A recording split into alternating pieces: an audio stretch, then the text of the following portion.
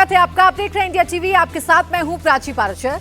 अयोध्या काशी के बाद अब मथुरा, क्या है योगी का प्लान अगला? कृष्ण जन्माष्टमी पर योगी का जश्न आपको दिखाएंगे, लेकिन पहले बात इस वक्त की टॉप 10 खबरों की। बायोलॉजिकल पार्क में तेंदुए के करीब जाना क्यों महंगा पड़ा? दिल्ली में फिर कहां से आई किलर थार? फिरोजपुर में कैसे हुई लूट ऑन कैमरा? देखिए 10 शहरों की ये खबरें। उत्तर प्रदेश के संभल में उस समय भगदड़ मच गई जब एक सांड जुलूस में घुस गया। शहर में चहल्लुम का जुलूस निकाला जा रहा था। हजारों की संख्या में लोग इस जुलूस में शामिल होने के लिए जमा हुए थे। तभी अचानक एक सांड लोगों की भीड़ में घुस गया और हमला शुरू कर दिया। भीड़ में शामिल करीब 1 दर्जन से ज्यादा लोगों को सांड ने उठा उठा कर पटक दिया। सांड के तांडव से पूरे जुलूस के दौरान अफरा तफरी का माहौल हो गया। लोग जान बचाने के लिए इधर उधर भागने लगे। पुलिस के जवान भी सांड के अटैक से बचते नजर आए। करीब आधे घंटे तक सांड ने जुलूस में जमकर उत्पात मचाया। बाद में पुलिस और लोगों ने मिलकर डंडे की मदद से सांड को वहां से भगाया। तब चहल्लुम का जुलूस आगे बढ़ सका। सांड के हमले में कई लोगों को चोट आई है।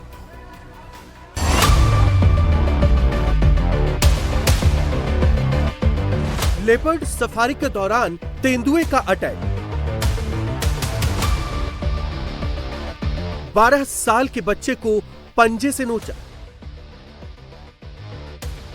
बेंगलुरु के बन्नेरघट्टा बायोलॉजिकल पार्क में जंगल सफारी के दौरान सड़क किनारे बैठे तेंदुए ने अचानक गाड़ी में बैठे बच्चे पर हमला कर दिया। पूरी घटना उस समय हुई जब जंगल सफारी के दौरान लोग तेंदुए को देखने के लिए रुके थे। तेंदुआ भी आराम से वहीं बैठा था। लोग उसकी फोटो और वीडियो मोबाइल में कैद कर रहे थे। थोड़ी देर बाद गाड़ी आगे बढ़ती है। तेंदुआ भी गाड़ी के साथ दौड़ लगाता है। किसी को कुछ समझ आता, इतनी देर में तेंदुआ छलांग लगाकर गाड़ी के अंदर खिड़की से अटैक कर देता है। गाड़ी में बैठे बच्चे को तेंदुआ अपने नुकीले पंजे से नोच देता है। पीछे वाली गाड़ी में बैठे एक टूरिस्ट ने पूरी घटना का वीडियो कैमरे में कैद कर दिया। इस घटना के बाद पार्क प्रशासन ने सफारी चालकों को सफारी के दौरान बरती जाने वाली सावधानी को लेकर सख्त निर्देश दिए हैं। जैसलमेर में जमीन विवाद में 2 गुटों के बीच जमकर लाठियां चली हैं, तलवार चलाए गए हैं, जमकर मारपीट हुई है। खूनी संग्राम में एक शख्स की जान चली गई। 3 लोग गंभीर रूप से घायल हुए हैं।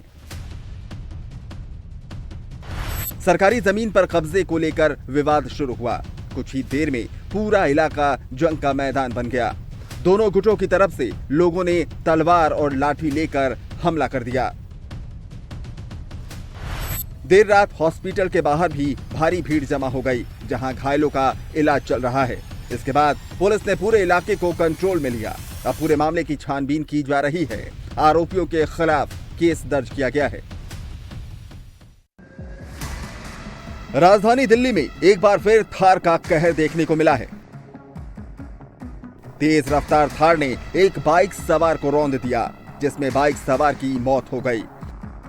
कार की हालत को देखकर आप अंदाजा लगा सकते हैं कि टक्कर कितनी जोरदार थी। कार आगे से पूरी तरह डैमेज है। को आश्चर्य होगा देखकर भी कि कितना एक तरीके से कितना बड़ा ये हादसा था। ये देखिए, स्थिति देखिए इस थार की कि जो बाइक सवार था उसका क्या हाल हुआ। जाहिर सी बात है कि उनकी तो मौत ही हो गई। बेचू साहू उनका नाम बताया जा रहा है और नंबर आपको दिखाते हैं DL10CX9526, यानी कि गाड़ी नंबर है और गाड़ी के आगे का हाल देख लीजिए। हादसे के बाद थार ड्राइवर गाड़ी छोड़कर मौके से फरार हो गया। अब पुलिस सीसीटीवी की मदद से थार चालक की तलाश करने में जुटी है। पूरा मामला दिल्ली के मोती नगर इलाके का है। बताया जा रहा है कि जब कल देर रात बाइक सवार किसी काम से जा रहा था, तभी ओवर स्पीड थार ने उसे टक्कर मार दी। टक्कर इतनी जोरदार थी कि बाइक चालक की मौके पर ही मौत हो गई। इससे पहले भी 10 अगस्त को दिल्ली में थार ने सड़क पार कर रहे 2 लोगों को रौंद दिया था। छात्रों के 2 गुटों में भिड़ंत। जमकर चले लात घूंसे। यूनिवर्सिटी के बाहर एक दूसरे पर हमला करते छात्रों की ये तस्वीरें मध्य प्रदेश के अनूपपुर की हैं।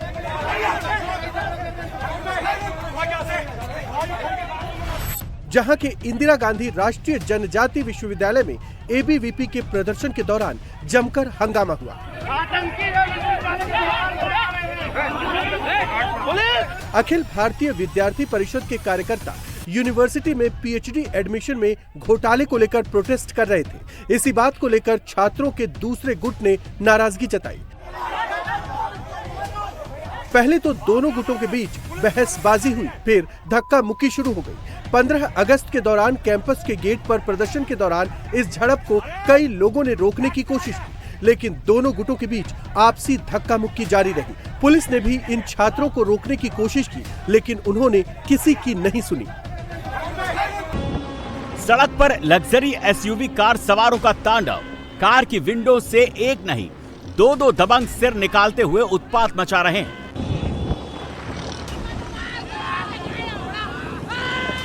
तेज रफ्तार में दौड़ती कार के बोनट पर तीन शख्स बैठे हुए हैं। कार की साइड विंडो से दो दबंग लटके हुए दिख रहे हैं।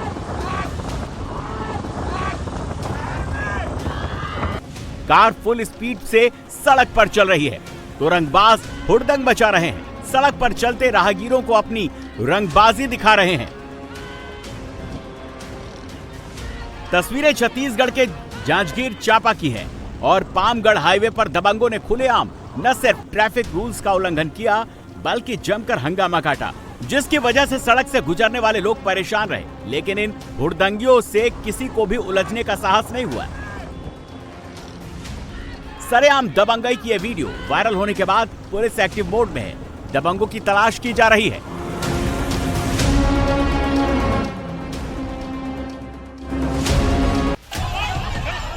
उत्तर प्रदेश के कन्नौज में पुलिसकर्मियों पर भीड़ का गुस्सा देखने को मिला। युवक की मौत के बाद गांव के लोगों ने जमकर बवाल काटा।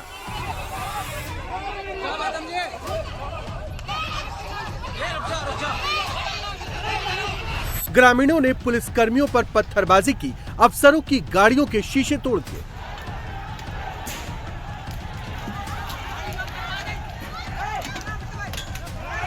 भीड़ में शामिल महिलाओं ने पुलिस कर्मियों से बदसलूकी की, चप्पलों से पीटा।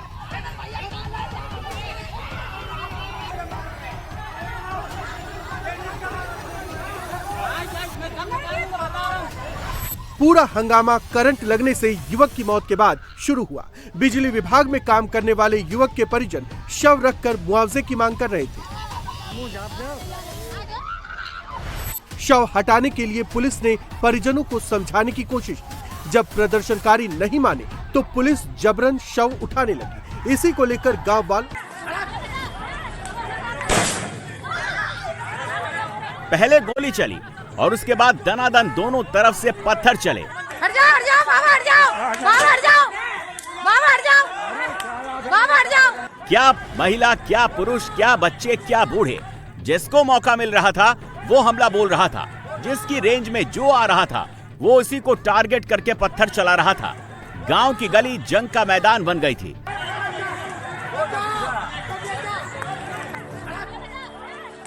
जब सामने से एक टोली दनादन ईंट पत्थर चला रही थी, तभी दूसरी तरफ से एक युवक भागते हुए आता है।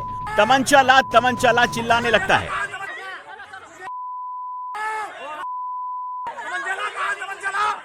उसी के बाद पत्थरबाजी के शोर में गन शॉट का साउंड सुनाई देता है। यह महाभारत यूपी के अलीगढ़ में छिड़ी थी, जहां मामूली सी बात को लेकर दो पक्षों में विवाद हुआ और फिर ईंट, डंडा, पत्थर, तमंचा सब चलने लगे। बताया जा रहा है कि इस विवाद में 9 से ज्यादा लोग घायल हुए हैं, जिनका अस्पताल में इलाज चल रहा है। जब मारपीट का वीडियो वायरल हुआ तो पुलिस ने वायरल वीडियो के आधार पर मामला दर्ज कर 9 लोगों को गिरफ्तार कर लिया है। पहले बदमाश पिस्टल दिखाकर धमकाता है और फिर सीधे फायर दाग देता है। दुकानदार की किस्मत अच्छी थी, इसीलिए जान बच गई। पिस्टल के दम पर लूटपाट की तस्वीरें पंजाब के फिरोजपुर की हैं, जहां रंगदारी न देने पर बदमाशों ने सुनार की दुकान में घुसकर गोली मार दी। देखिए, हाथ में पिस्टल लेकर बदमाश बेखौफ खड़ा है। सामने दुकानदार बैठा हुआ है जो लॉकर से गहने निकालकर बदमाश को दे रहा है। जो दूसरा बदमाश है वो नीचे झुककर बैग में सामान भर रहा है। और जब ये सब हो रहा था तभी तीसरा बदमाश जो चुपचाप खड़ा था वो सीन में आता है। आते ही कमर में रखी पिस्टल को निकाल लेता है और दुकानदार को धमकाने लगता है। इन बदमाशों को कानून का कोई खौफ नहीं था। बदमाश ना तो चेहरे पर मास्क लगाए थे, ना ही गमछा बांधा हुआ था, ना वो सीसीटीवी से बचने की कोई कोशिश कर रहे थे। सबका चेहरा साफ साफ दिख रहा था। हाथ में पिस्टल लेकर बदमाश दिन दहाड़े आराम से सुनार को धमका रहे थे। लेकिन जैसे ही दुकानदार गहने देने से इनकार करता है, बदमाश पिस्टल से फायर कर देता है। और अब पंजाब में बेखौफ बदमाश की इस करतूत ने पूरे लॉ एंड ऑर्डर पर सवाल खड़ा कर दिया है।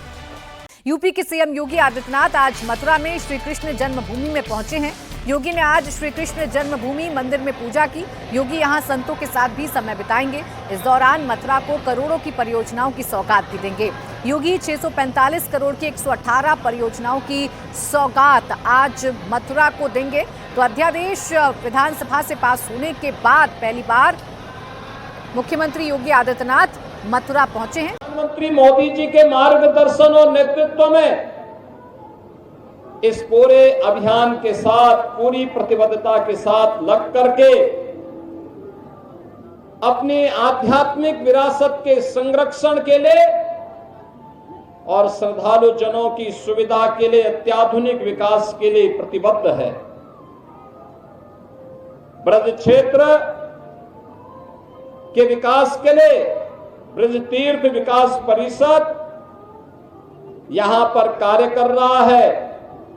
सभी माननीय हमारे जनप्रतिनिधिगण मार्गदर्शन दे रहे हैं और कृष्ण कन्हैया की कृपा जो है यह क्षेत्र विकास के नित नए प्रतिमान को स्थापित कर रहा है। आज उत्तर प्रदेश अपनी आध्यात्मिक विरासत और अत्याधुनिक विकास के लिए देश और दुनिया के अंदर एक नए प्रतिमान को स्थापित कर रहा है।